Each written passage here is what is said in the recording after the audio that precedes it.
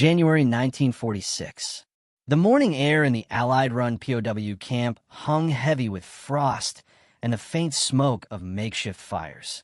Rows of wooden barracks, their paint peeling and roofs patched with canvas, stretched across the snow-covered clearing.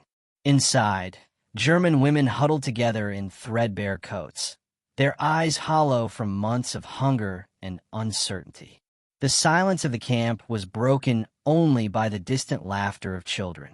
Curiosity pulled them toward the mess hall.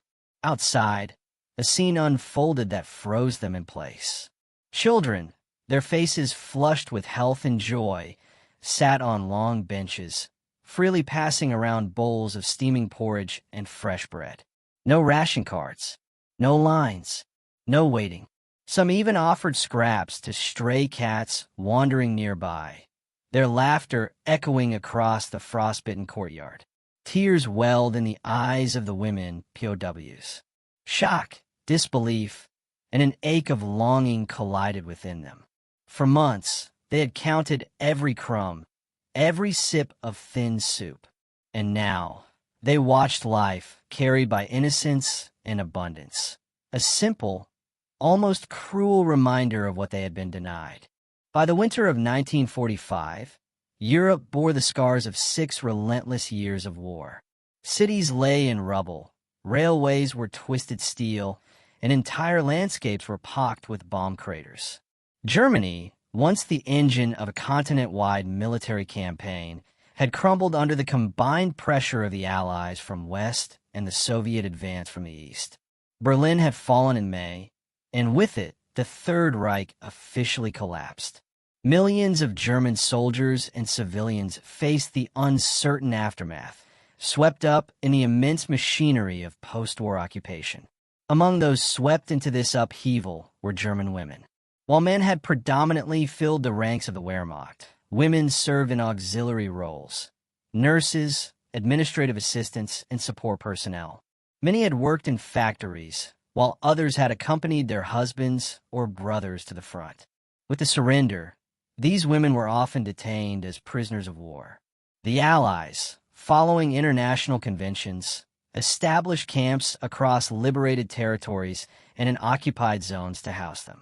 These camps were intended to process, feed, and guard prisoners, but resources were stretched thin, particularly in the immediate post-war winter. Conditions varied widely between camps. In some, basic needs were met, though food remained limited. Others, overwhelmed by sheer numbers, could only offer minimal rations. Even when sanitary conditions were adequate, the cold and exhaustion took a toll. For women accustomed to running households or managing their own lives, the loss of autonomy was deeply destabilizing. Personal belongings were often confiscated upon arrival. Families were separated, and letters were sporadic, leaving detainees in an emotional limbo. The Allied authorities faced a monumental logistical challenge. Millions of displaced persons, civilians, POWs, and refugees moved through Europe's fractured infrastructure. Feeding a camp was more than just providing calories. It was an exercise in administration, rationing, and negotiation. Food shortages were real, and every allocation had to be carefully accounted for. In many camps, the main diet consisted of thin soup, coarse bread, and occasional vegetables. Proteins were rare, and luxuries unheard of. Starvation was a constant concern, particularly for the vulnerable, the elderly, the sick, and women separated from their families. Children were another urgent concern. Across liberated Europe, millions of children had been orphaned, displaced, or abandoned due to bombing, evacuation, or the collapse of local governments. The Allies established orphanages, feeding centers, and temporary shelters to stabilize them. These children, unlike the adult POWs, often received priority in food distribution. Their survival depended on rapid intervention, hot meals, medical care, and protection from the harsh winter. For German women, POWs, the sight of these children eating freely was unimaginable.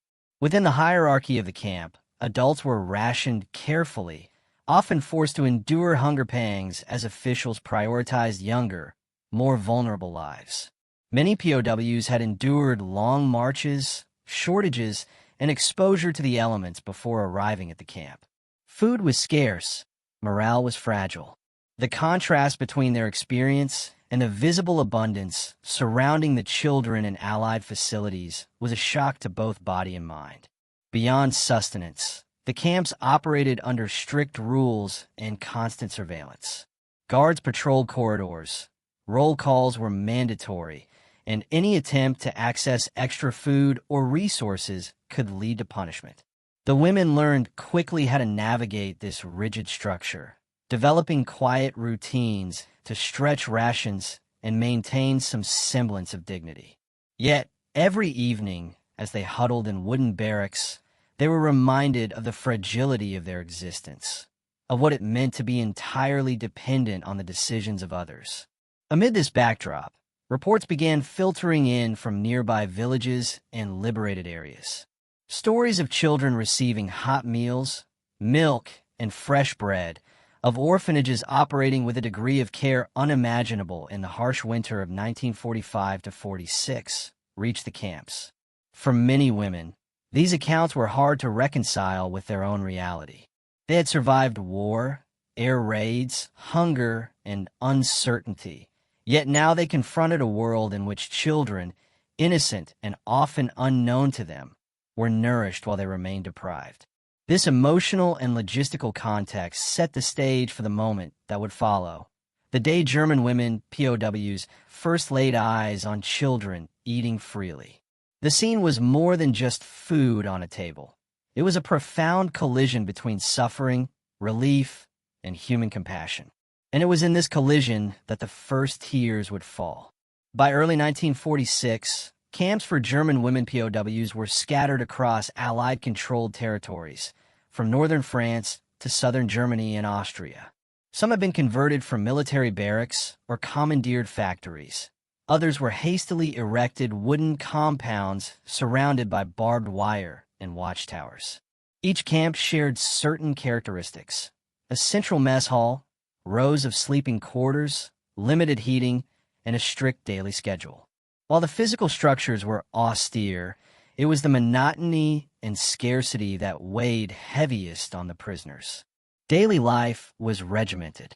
Women awoke before dawn, often to the sound of whistles or shouts, and lined up for roll call.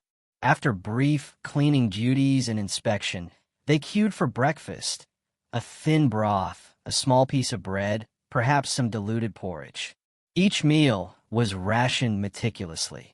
Any attempt to hoard or trade could result in punishment. Between chores, some women attempted to preserve a semblance of personal agency, mending uniforms, sharing news through whispers, or teaching small children if they had them in the camp. Sleep was interrupted frequently by cold, hunger, or the muffled sounds of other prisoners suffering. Food, or the lack thereof, dominated thoughts. Even under the most efficient administration, caloric intake rarely matched what these women had been accustomed to before the war. Potatoes, cabbage, and the occasional thin soup were staples, while protein was a rare luxury. Water was often rationed, and tea or coffee almost unheard of. The physical effects were visible: weight loss, fatigue, and the slow erosion of morale. The emotional toll was equally severe. Longing for family members, news from home, and the simple comforts of daily life compounded the sense of deprivation. Children in these post-war zones, by contrast, received focused attention. The Allies recognized the urgency of stabilizing young lives ravaged by conflict. Orphaned or displaced children were gathered into feeding centers and temporary shelters, often overseen by aid organizations like the Red Cross or UNICEF's precursors. Meals were structured, generous by post-war standards: warm milk, fresh bread, porridge, sometimes supplemented with meat or cheese. Beyond sustenance, children were offered schooling, basic medical care, and a sense of routine, a stark contrast to the uncertainty the women had endured for months or years. In some camps, Women POWs were permitted limited interaction with children. This was often supervised, as officials were keen to maintain boundaries between adults who were prisoners and vulnerable minors. Still, even brief glimpses of children laughing, playing, and eating freely could evoke powerful emotions. Reports from camp diaries note moments of stunned silence as women watched children devouring meals, some of them offering scraps from their meager rations, others simply observing with wide, tear-filled eyes. For many, it was the first time in months that they witnessed life unburdened by strict rationing or fear. The contrast was not merely material, but symbolic. The women had endured hunger, cold, and the constant uncertainty of captivity. They had watched friends fall ill, heard rumors of deaths beyond the camp gates, and faced the erosion of hope. Meanwhile, children, innocent, unarmed, and unknown to them, received what the women had been denied: nourishment, warmth, and freedom of movement. The psychological impact was profound, stirring a mix of relief, jealousy, guilt, and grief. The administration of the camps attempted to balance humanity with practicality. Allied officers documented conditions meticulously, noting caloric intake, sanitation, and prisoner health. Special attention was given to vulnerable populations, including pregnant women, the elderly, and those with chronic illnesses. Yet despite these efforts, the systemic disparity between adult POWs and children could not be erased. The daily routines, the rigid rations, and the ever-present cold reminded women of the limitations imposed upon them. Understanding this backdrop illuminates why the simple act of children eating freely could provoke such a visceral response. It was not just a meal. It was a manifestation of life continuing amidst devastation, a reminder of what had been lost, and a glimpse of the possibilities that still existed in a world slowly emerging from war. In the frostbitten courtyards, as children laughed and shared their portions, German women POWs confronted the sharp edges of their own deprivation, their humanity mirrored in the innocence of youth. This emotional and logistical context now sets the stage for a deeper exploration of perspectives, the angles from which this event can be examined: human, tactical, moral, and leadership. These angles will reveal the full complexity of what seemed at first to be a simple, everyday scene of children eating. The human dimension of the moment was immediate and profound. German women POWs, already weakened by months of hunger and psychological strain, confronted a paradox.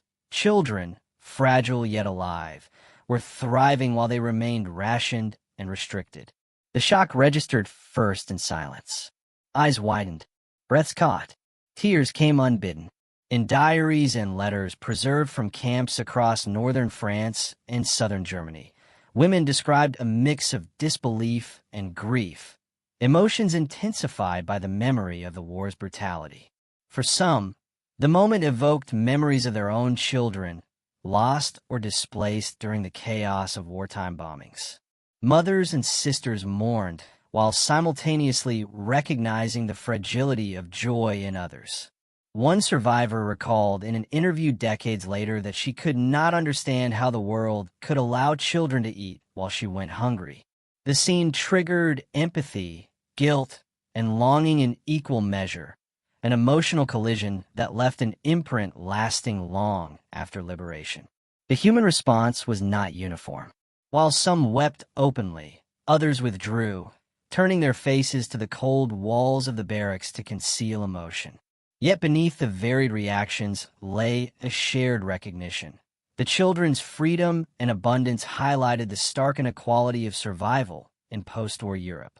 Humanity, it seemed, had shifted its priorities, and the women, for the first time in months, felt the sharp edge of that shift. From a tactical standpoint, the scene reflected deliberate planning by Allied authorities. Feeding children in liberated zones was not incidental. It was a carefully coordinated effort aimed at stabilizing populations, preventing disease, and maintaining order. In the immediate post-war months, officials prioritized the young and vulnerable, allocating food supplies based on caloric needs and survivability. Military logistics officers orchestrated transport of milk, bread, and preserved foods from depots to distribution centers and orphanages. The contrast between adult POW rations and child allocations was a product of necessity, not malice. Adults, particularly POWs, were easier to guard and required fewer interventions to maintain health, while children, often malnourished or ill, demanded immediate attention to prevent outbreaks of disease and mortality. The women's emotional reaction, therefore, underscored an operational reality. Wartime decisions did not always align with human expectations of fairness, yet they served a strategic purpose in stabilizing the continent. Rations were meticulously calculated. A typical feeding schedule for children in Allied-run facilities included porridge with milk at breakfast, bread and vegetables at midday, and a protein supplement in the evening. By contrast, adult women received thin soup, coarse bread, and limited vegetables. Officers monitored intake, recorded shortages, and adjusted distribution as necessary. The children's abundance was a product of planning, supply chains, and prioritization, a testament to the scale and efficiency of Allied logistics despite post-war shortages. Organizational systems played a key role in creating the conditions that led to this moment.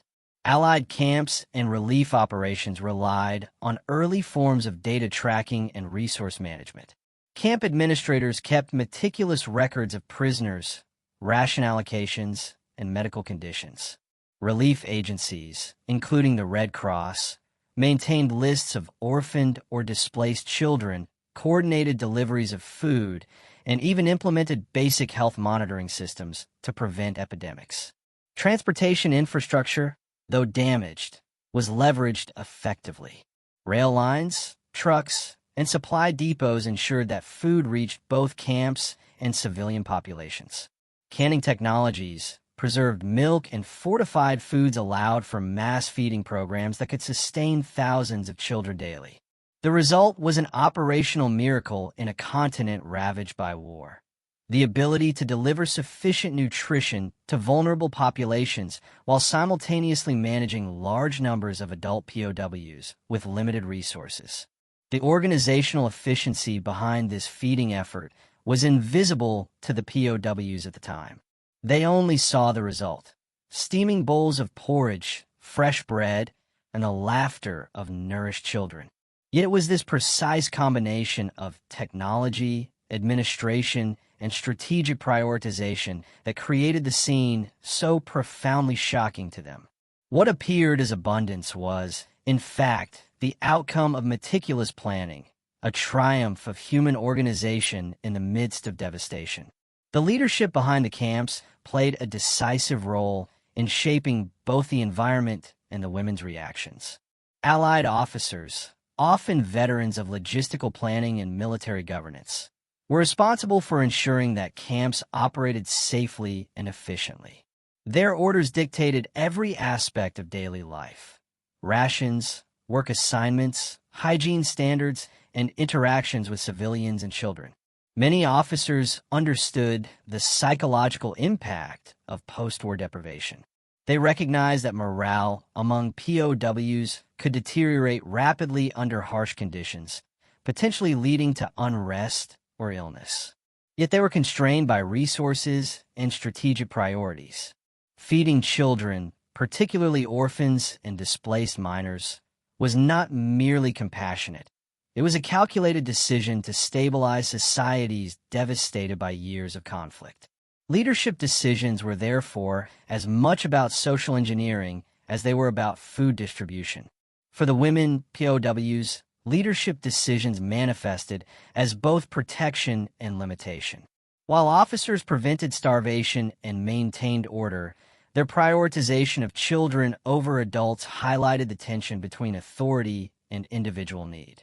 The women's tears were, in part, an unconscious recognition of this calculated governance, a realization that survival in post-war Europe was mediated by leaders balancing humanity, logistics, and political imperatives. From the perspective of the defeated German military and its propagandists, the scene in the camps represented a striking inversion of wartime narratives.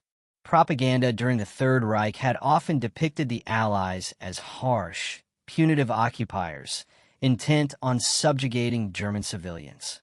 The reality of humane treatment, particularly for women and children, contradicted this narrative. Reports of children eating freely while adult POWs endured scarcity would have been seized upon by German media or officials as examples of Allied softness or moral ambiguity.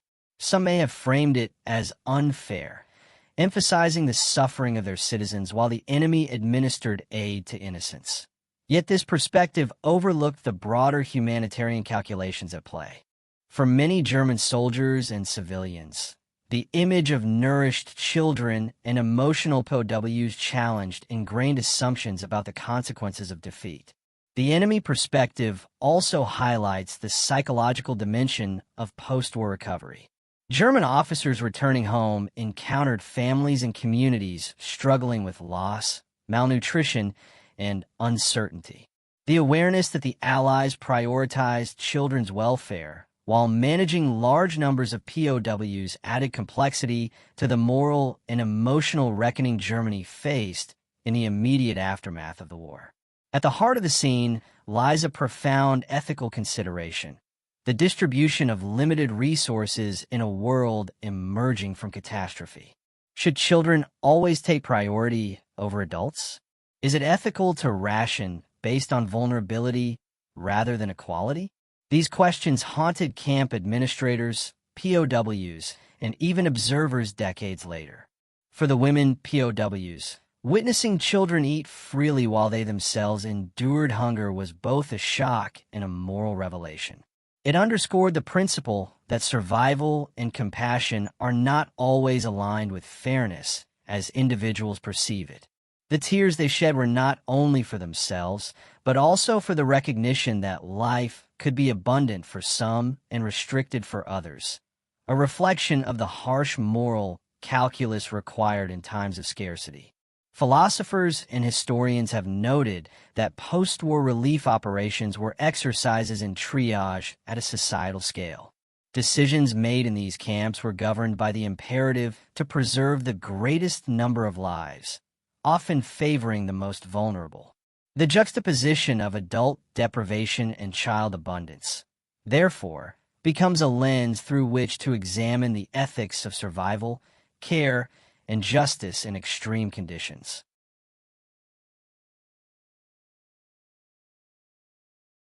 It was mid-morning when the women POWs were led toward the camp's central courtyard. The cold bit through their thin coats, frost forming on eyelashes and hair, yet nothing could prepare them for what lay ahead. From a distance, they saw rows of benches, each occupied by children with bowls of steaming porridge in front of them. The children passed bread among themselves, laughing freely, some chasing one another across the snow, their voices ringing like a melody that seemed almost alien in the silence of the camp. The first women hesitated at the edge of the clearing. Their eyes darted, unsure whether what they saw was real or a cruel illusion. The aroma of hot food drifted on the icy air, awakening memories of meals long denied. Some women clasped their hands over their mouths. Others pressed them to their hearts, as if trying to contain a surge of emotion.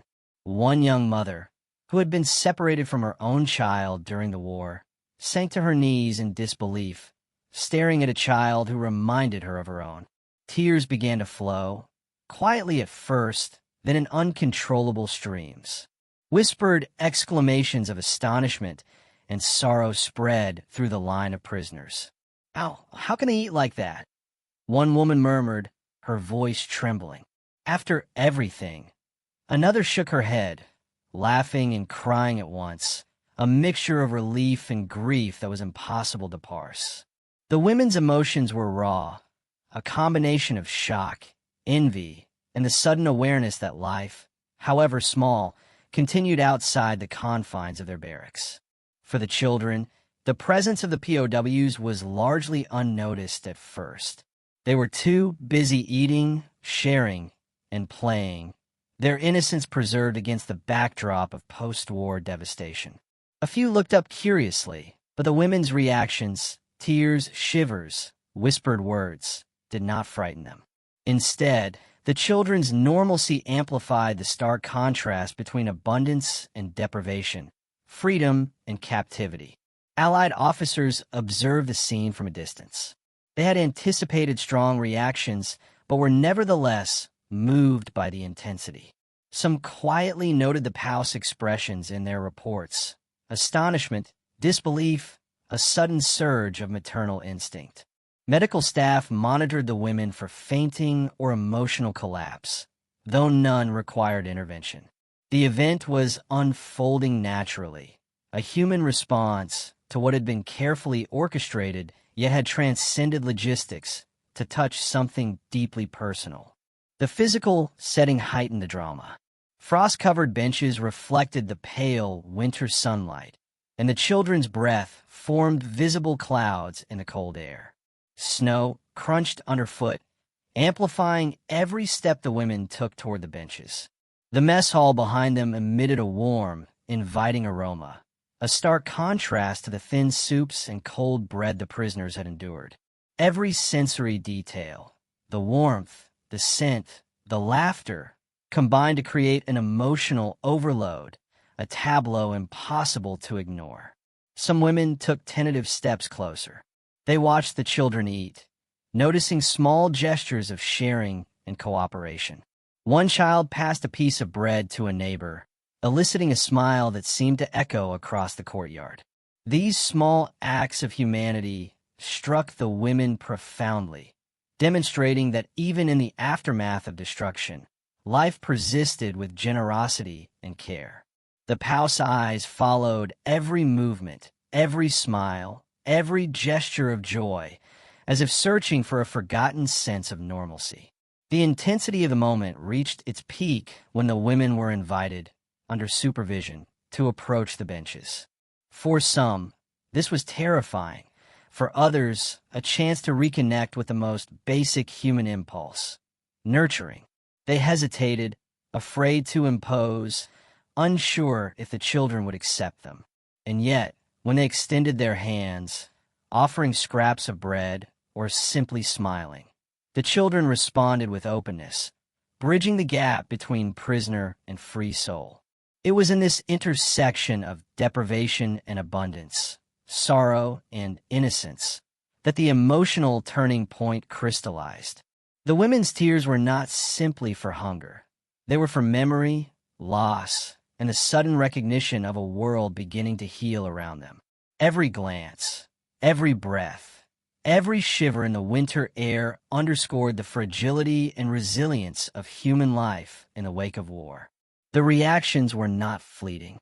Diaries recorded how women later recalled the scene as a moment of unbearable clarity, when the horrors of captivity and the potential for renewal collided. For many, it was a turning point in their perception of survival, proof that even after profound loss, life could persist in its simplest and most humane forms. The emotional crescendo in the courtyard was only the beginning. Beyond the immediate shock and tears lay the broader implications of the event: shifts in morale, psychological awakening, and the subtle reshaping of relationships within the camp.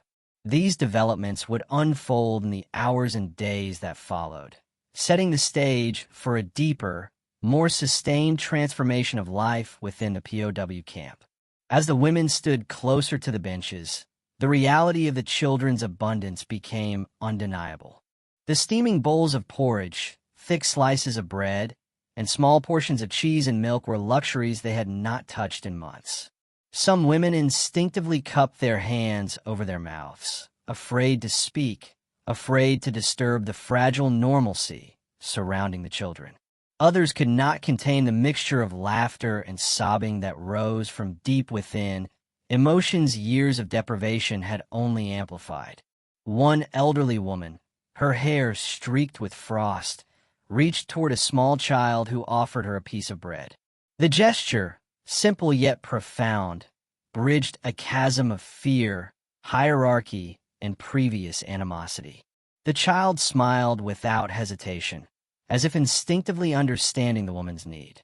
A ripple of acknowledgement passed among the women, an understanding that life's continuity, even in tiny acts, was a force beyond imprisonment or circumstance.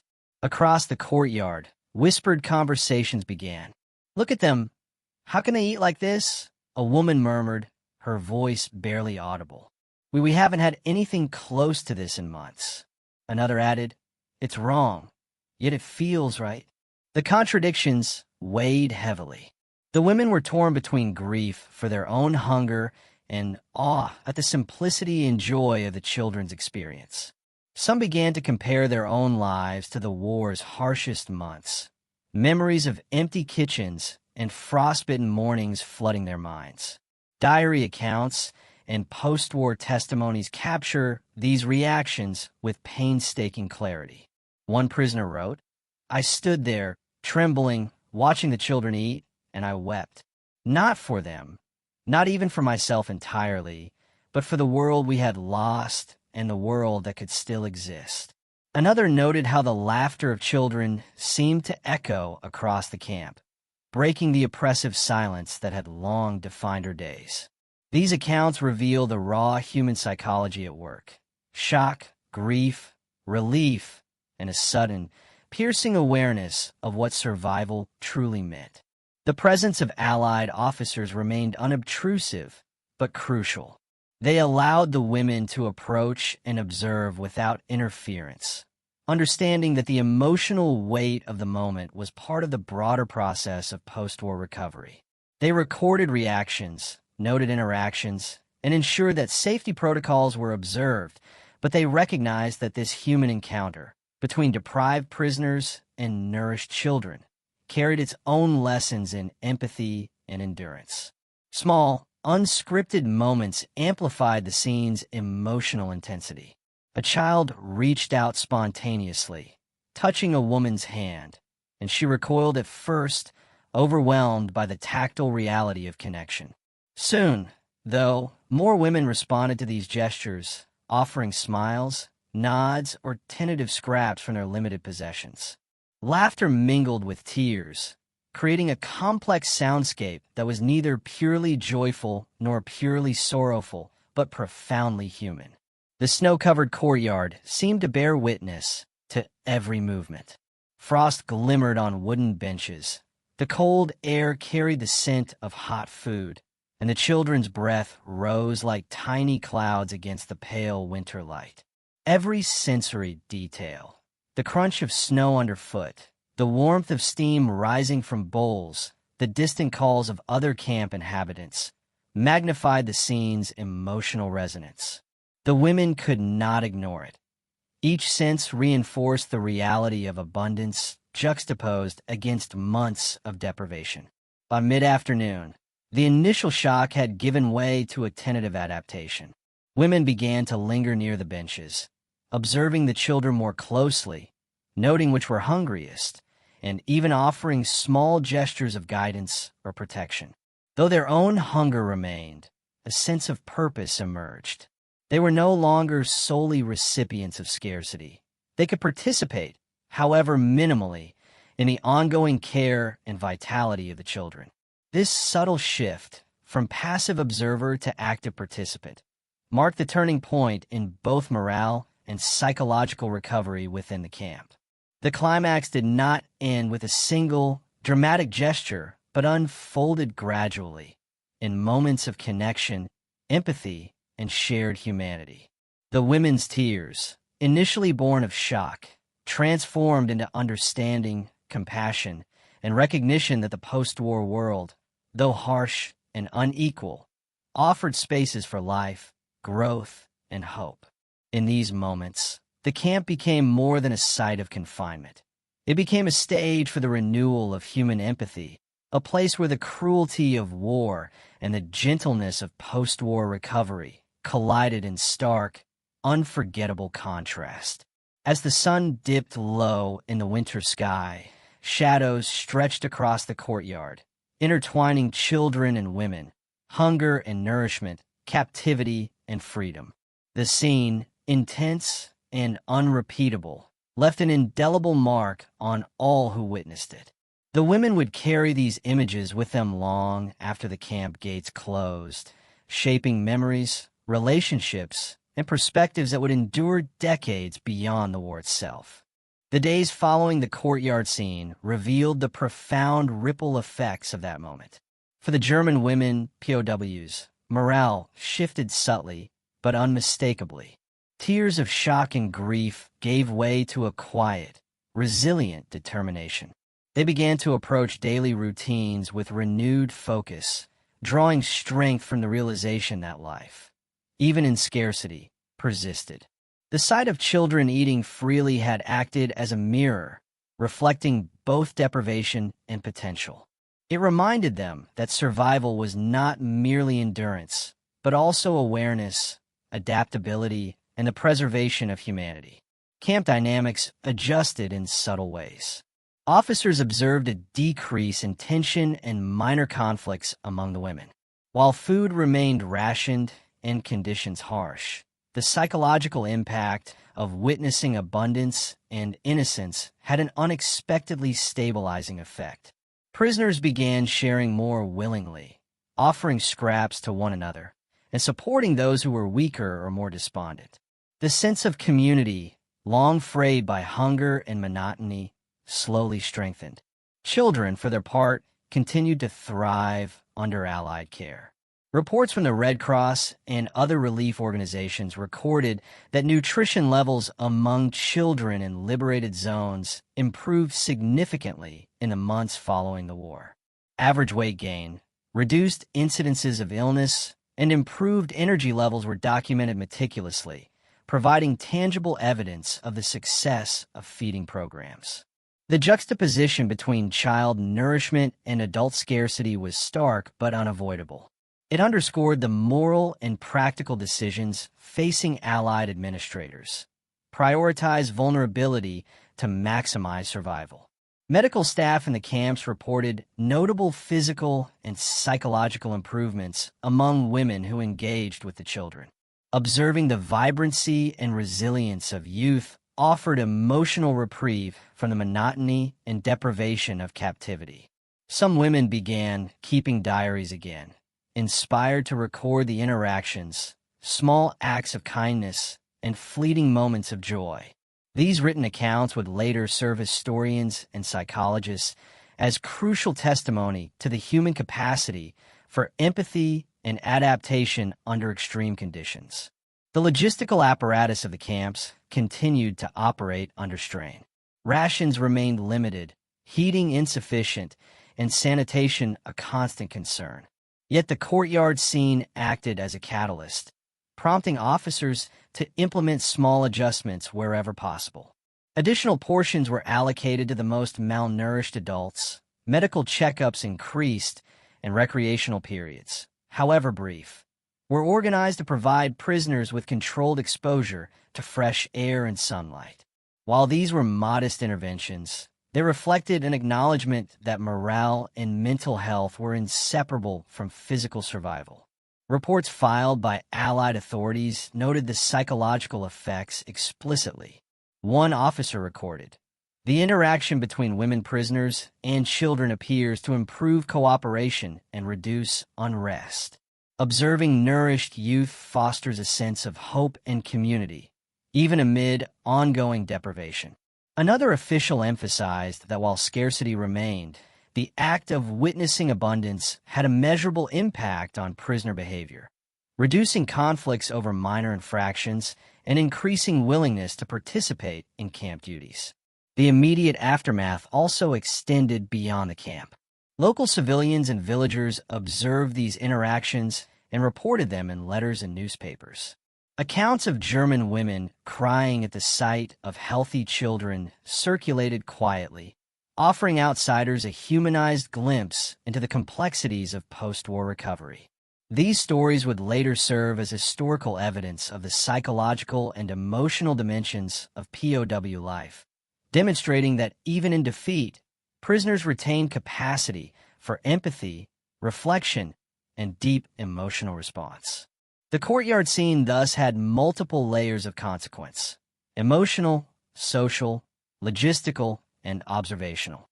Women's morale shifted, camp cohesion improved, children thrived, officers gathered actionable intelligence on the psychological state of prisoners, and local civilians witnessed a rare glimpse of shared humanity amid scarcity.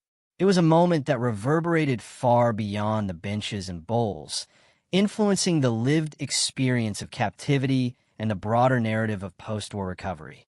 This immediate aftermath set the stage for the longer-term consequences: how these events shaped reintegration into society, historical memory, and the understanding of human resilience under deprivation. These broader implications would unfold over months and years, as former POWs returned home and post-war Europe rebuilt itself from the ruins. As the months turned into years, the experiences of German women POWs left an enduring mark on their lives and on post-war society. Many returned to towns and villages devastated by the war, encountering destroyed homes, displaced families, and lingering shortages. Yet the memory of children eating freely in Allied camps remained vivid, shaping their understanding of survival, compassion, and human resilience. It was a lesson carried quietly into everyday life: the recognition that suffering and hope could coexist, and that even in moments of scarcity, small acts of care mattered profoundly. Reintegration into civilian life was not immediate. Returning POWs faced bureaucratic hurdles, social stigma, and psychological challenges.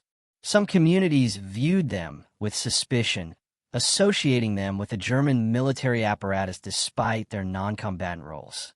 For these women, the memory of the camps and the children who had eaten freely provided a touchstone of humanity in a world still reeling from destruction. The experiences offered a framework for empathy, particularly toward the next generation, many of whom had suffered indirectly from the war's chaos. Historians have noted that the POW women's reactions became a window into broader post-war social dynamics. Diaries, letters, and oral testimonies preserved decades later reveal recurring themes: the shock of witnessing abundance where none was expected, the emotional release of tears, and the moral reckoning prompted by seeing children nourished while adults endured deprivation. Scholars emphasize that these accounts illustrate not only the hardships of captivity, but also the complexity of human response to relief and abundance after prolonged suffering. The societal impact extended further.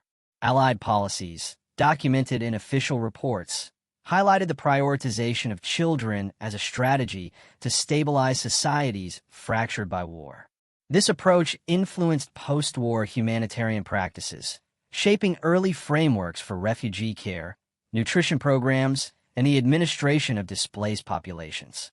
The images of German women confronting nourished children became emblematic of the moral and logistical choices inherent in large-scale relief operations. They reflected a broader principle: that post-war reconstruction required not only rebuilding infrastructure, but also attending to the psychological and emotional well-being of both victims and survivors. For the POWs themselves, the encounter left an indelible psychological imprint. Many described it as a moment of clarity, when the stark realities of war, deprivation, and human vulnerability converged. It informed their approach to parenting, community engagement, and social responsibility in the decades that followed. Former prisoners recounted teaching their children about empathy, sharing, and resilience, lessons rooted directly in the emotional impact of witnessing abundance amid scarcity. The events also contributed to historical understanding of post-war Europe. Researchers examining POW camp conditions, relief efforts, and humanitarian interventions cite these moments as evidence of the human side of logistics and governance. They demonstrate that even in highly controlled environments, unplanned human interactions, like the simple act of children eating freely, can produce lasting emotional and social effects. The women's reactions serve as both primary sources and interpretive tools, allowing historians to gauge the intersection of policy, morality, and lived experience. Decades later, the story resonates as a cautionary and inspiring tale. It underscores the importance of compassion in governance, the enduring impact of small acts of nourishment and care, and the resilience of the human spirit. The sight of children eating freely became more than a fleeting event. It became a symbol of hope, continuity, and the possibility of rebuilding humanity from the ruins of war. In this way, the aftermath of that winter day extended far beyond the camp gates. It influenced policy, informed historical scholarship, shaped personal lives, and contributed to the moral memory of the post-war period. The encounter between German women, POWs, and nourished children crystallized a truth both simple and profound: that even in the darkest circumstances, humanity finds a way to endure, to nurture, and to affirm life. The scene of German women, POWs, watching children eat freely remains etched in history, not for its scale or strategic importance, but for its profound humanity. In a world shattered by war, where scarcity and fear dominated daily life, a simple act, the sharing of food, revealed the endurance of compassion and the resilience of the human spirit. For the women, it was more than sustenance. It was a mirror reflecting both what had been lost and what could still exist. History often measures conflict in battles, casualties, and political shifts. Yet moments like this remind us that the quiet, intimate experiences of individuals hold equal weight in shaping human memory. The tears shed in that frosted courtyard were a testament to grief, empathy, and recognition of life's fragility. They were an acknowledgement that survival is never only physical. It is emotional, moral, and relational.